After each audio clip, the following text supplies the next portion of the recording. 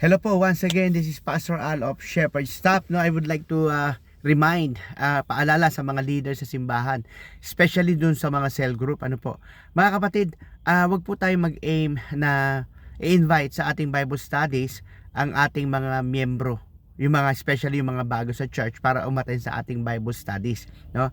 Don't get me wrong, ano. Wag tayong mag-invite para dumami lang tayo, no? But making sure na kung gagawin niyo ito, maaalagaan nyo yung kanilang kaluluwa.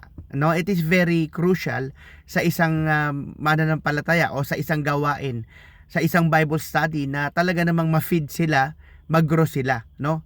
Hindi lang for our own sake na pag marami tayo, ang isip ng mga leaders is dumadami tayo. Pero kung hindi mo naaalagaan yung kaluluwa, meron pong problema doon. Maaaring ang gusto mo lang is numbers pero ayaw mo ng quality in serving, no, sa Panginoon. And iwasan din po natin, mga minamahal kong kapatid, ang yung mga laging nagka-cancel ng Bible studies, no? Hangga't maaari, kung di naman po mahalaga, wala ka naman sakit, wala ka namang may lakad ka lang personal, wag po nating idama yung Bible study, no?